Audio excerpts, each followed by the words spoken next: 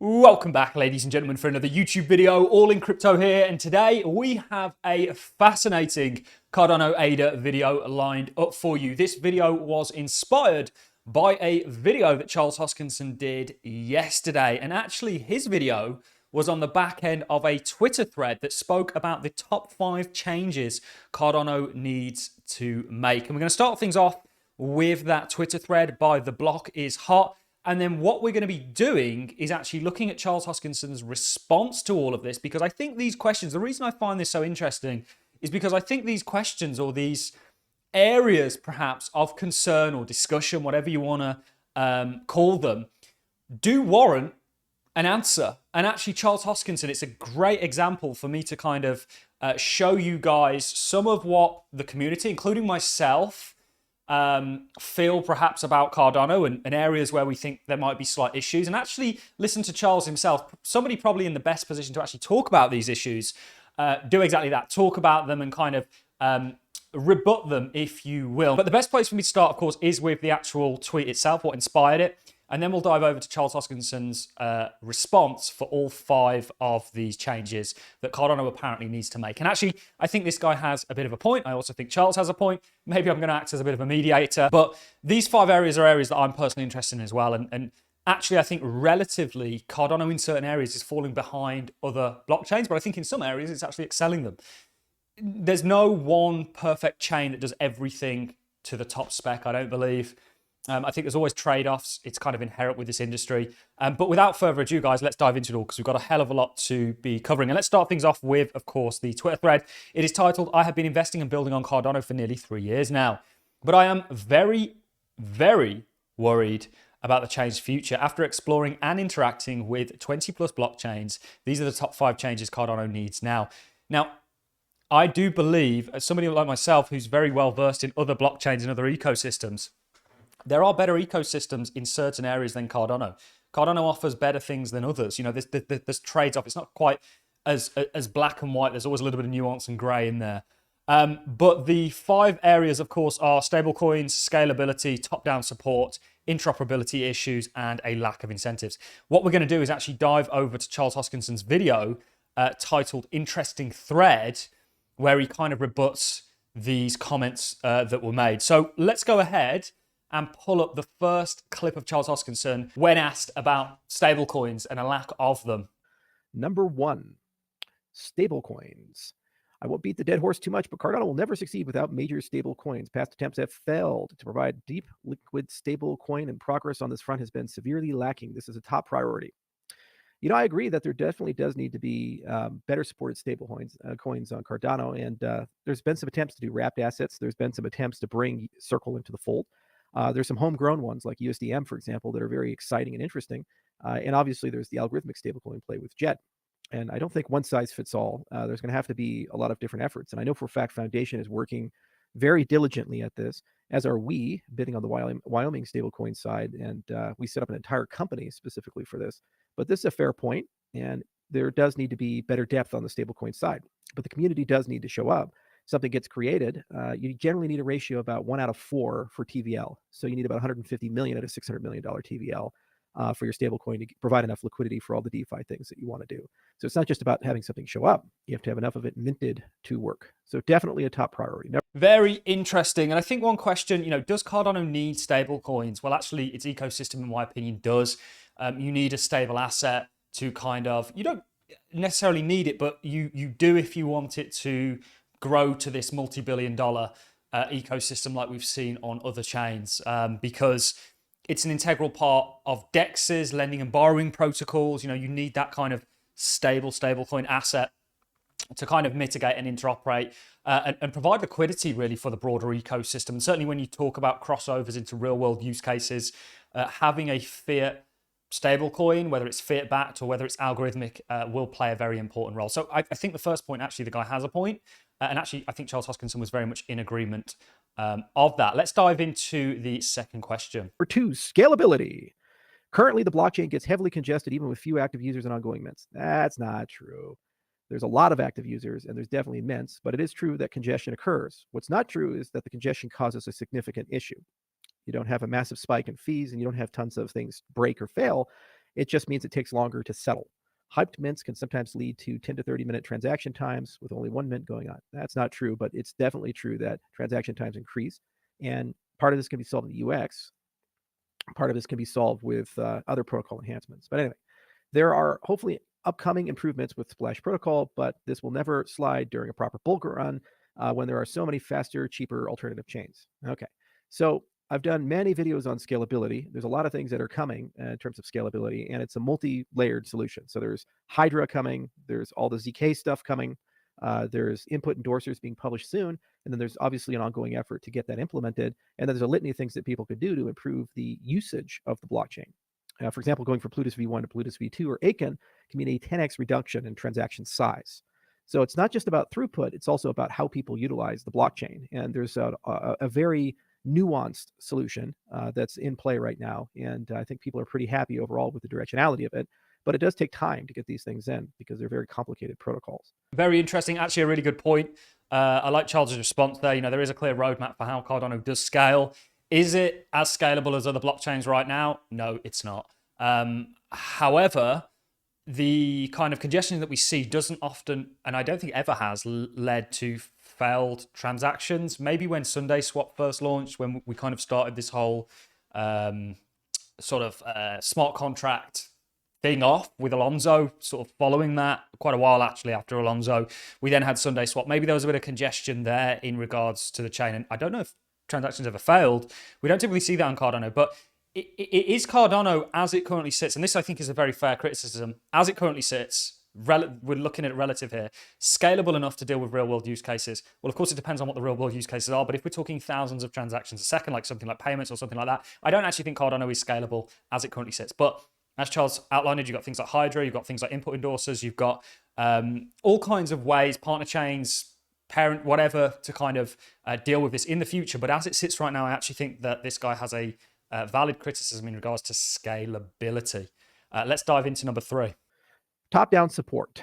Many chains will have support from their founders and organizations to help build out their products, raise funds, or promote exposure. This simply does not happen on Cardano, and the current Catalyst system is highly ineffective. $25 million were distributed amongst 300 ventures last Catalyst round. I guess that's ineffective. Okay.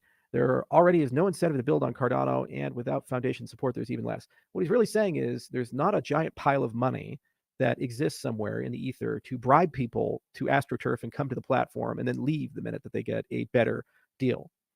You see, this has always been a big area of contention. No one pays anybody to do anything in Bitcoin land, yet somehow they're the biggest. And no one paid anybody in the beginning with Ethereum because there was no money to do that, yet somehow they're the largest ecosystem. You don't have to have a top-down foundation cut 20, 30, 40, $50 million checks to founders and organizations to, let's see, build their products, which is their job, raise funds, which is their job, and promote exposure. If you do these types of things, you look a lot like a centralized chain, a centralized organization. The point of Catalyst is you, the community, get to decide what are priorities and how much of a priority are they. And with SIP 1694 and the Chang hard fork, the entire treasury system turns on, and there is $1 billion of ADA floating around for the community to decide what to do with, including an annualized budget. Now, if the community wants to pick winners and losers and help build out particular products and wants to help them along the VC train or give them more exposure, that's a community prerogative, but it has to be done in a decentralized way. Asking for top-down support seems to be missing the entire point of blockchains. Now, this is really, I like different blockchains for different reasons. One of the reasons I like Cardano is because I think it's the kind of evolution of what Bitcoin was trying to do in regards to decentralizing and giving power back into the hands of the people. Cardano is very much born and maintains that ethos from a kind of top-up approach. However, he mentions Ethereum and Bitcoin. It's a different time and a different place. Bitcoin was launched when it was Bitcoin. Ethereum was really the first smart contract and is now the biggest, and by virtue of that gains those developers. The competing chains like Cardano, like Solana, like others, we're now in a world where actually if there isn't an incentive for people to actually perhaps do things on Cardano, an incentive is actually the fifth point. There's a bit of a crossover here, but to actually come and use Cardano because of the foundation or whatever it is, then they'll go to places where there are. So on the kind of side in regards to this point, I want to know your thoughts in the comment section. Let's move on quickly to point number 4. Interoperability. Due to the unique programming language of Cardano, there are additional complexities when adding CNTs to CEXs or other dApps.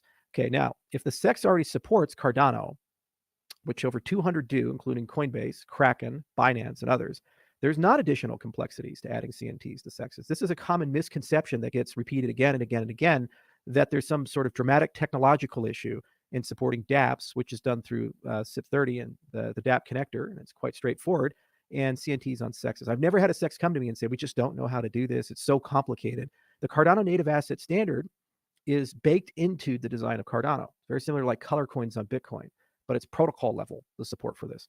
So it's not really that hard for an exchange to do this. One of the things that we're trying to push through Intersect is forming a coalition of CNTs that want to get listed on CEXs, and JJ Seiler's already started reaching out to them to go and approach exchanges as a collective whole and say, hey, what are the technical issues? Because we hear this from time to time, and that has to get completely resolved. It says, compare this to Cosmos IBC, all right? Or EVM on Ethereum, where the same code liquidity can be stretched and used on many chains versus building products solely for Cardano. Well, if it's an issue solely for Cardano, it's like Coinbase with Rosetta. It should be our ecosystem that pays that one-time integration cost and makes it easy. And we can do that for all the CNTs if there truly is a complex thing to list on CEXs. But currently it is not the case. It's not a lot of complexity. So we can get that resolved as an ecosystem. And then these CNTs are going to have to make the case to the CEXs why they deserve liquidity. And that's a regulatory and a business use case question. As for other dApps, we've done a great job as an ecosystem building standards for that. I don't think there's an interoperability issue when it comes to CEXs. I don't agree with that point. I agree with Charles on that. I do think there is an interoperability issue when it comes to other blockchains. Is it an issue? Is it something that's being worked on, just like scalability, which you could argue is currently an issue, but in the future might not be? Cardano isn't the most connected blockchain out there, but it is looking to tackle things like that with partner chains and things like that. So kind of a fair criticism in some regards. And this is why I wanted to share this video, because actually I can see the point in regards to Block is hot and the stance he's taking on some of these. I can also see Charles's point.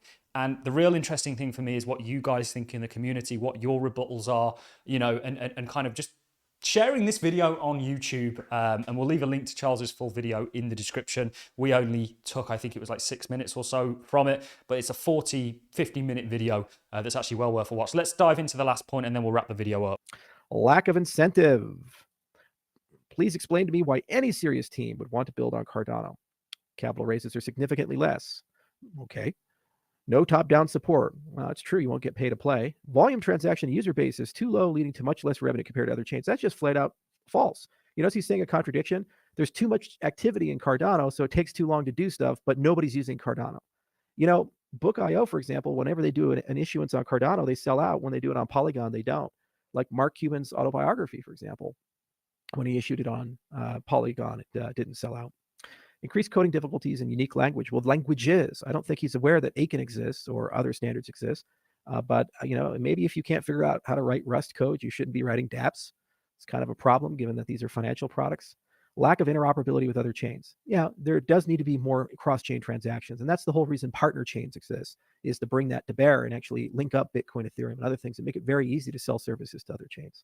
Lack of VC or CEX interest. It's true we don't have Ponzonomics. And it's true that a lot of the projects in Cardano land don't have the tokenomics in a way to give an unfair competitive advantage to VCs to dump on retail investors. So that's true. CEX interest, it's mentioned up here. It is something we as an ecosystem have to resolve. Decentralization security has drastically improved on other competitive chains. That's not true at all. In fact, centralization is increasing on Ethereum and on Solana and other systems, and security is decreasing on those chains. We see record high hacks and issues. So this is just a flat out lie, but that's okay. People sometimes say that. No upcoming bullish updates for the chain outside the team spending resources building new chains like Midnight instead of improving Cardano itself. This is another lie that I see again and again and again. So I guess on-chain governance means absolutely nothing to him because he's one of those number go up transaction volume, type dudes. But I guess governance means nothing. The second thing is the entire raison d'etre of partner chains is interoperability with other chains. So in his mind, that doesn't mean anything. And also Midnight adds all the ZK stuff, not only to Midnight, but Plutus V3 backports a lot of this to Cardano. So he's interested in things like rollups and scalability and that stuff. So doesn't Midnight do that? Doesn't it add those capabilities? And I guess that's not improving Cardano itself, having bridges to other cryptocurrencies, which is what he's asking for up here.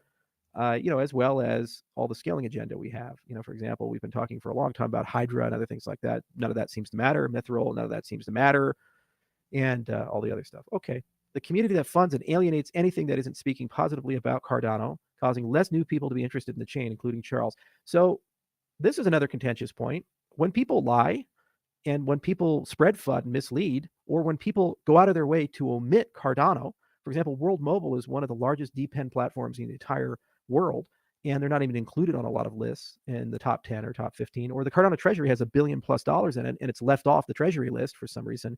Should we not call that out? Should we just roll over and just let people lie about the ecosystem? It's not about speaking positively about Cardano. It's about speaking honestly about Cardano, which is actually what I'm doing right here. You see a lot of these types of threads, and I chose to make this video to kind of make a point where they seem reasonable on the surface. Oh yeah, we need some stable coins, but nothing's being done. No, there's a lot being done, but there needs to be fair consideration. Oh, we need scalability. Well, yeah, that makes sense, of course. Well, there's multiple things that are being done in parallel about scalability at every level, from the dApp level to the protocol level to layer 2s and these types of things. So all that being taken into account, we did play at a little bit of a faster speed. I will leave a link to Charles's original video in the description. I thought this was a great video to kind of put together, because I think these concerns don't just come from the blockist heart. They come from a lot of actually the internal community. Maybe everyone's got it all figured out. That's totally fine. And there's also, you've got two kinds of participants in Cardano. And I think you've got the people who perhaps really truly care about decentralization and, the kind of ethos that this space brought with it, and furthering that and moving away from this kind of techno-feudalistic world and using Cardano as a vehicle to do that. I'm in that camp. And then you have people who also, and I think the latter is larger, are speculating on the coin of Cardano and want things that is going to drive that up in price relative to other projects that will make it competitive. And I'm actually in both camps, to be quite honest with you, and I make no bones about saying that. Cardano is one of my holdings. It's not my largest holdings. I am slightly more bullish on other projects out there for some of the reasons mentioned on here. But I'm also very much like Cardano for the reasons that Charles built it for, which is to kind of move away from this techno-feudalistic world. I think you can be both, but I think there is two camps. There's not always a crossover like I find myself in, being a speculator on the token, which I make no bones about, by the way. Nothing we say or do on this channel is financial advice. It's just something personally I'm doing. And we also kind of really do see the ethos. But I want to know your thoughts in the comment section. What do you think about these critiques? Do you have a reply to them? Can you extend on anything? Let me know in the comment section. On that note, guys, I'm going to love and leave you. Thanks a lot for watching. I look forward to seeing you all in the next one.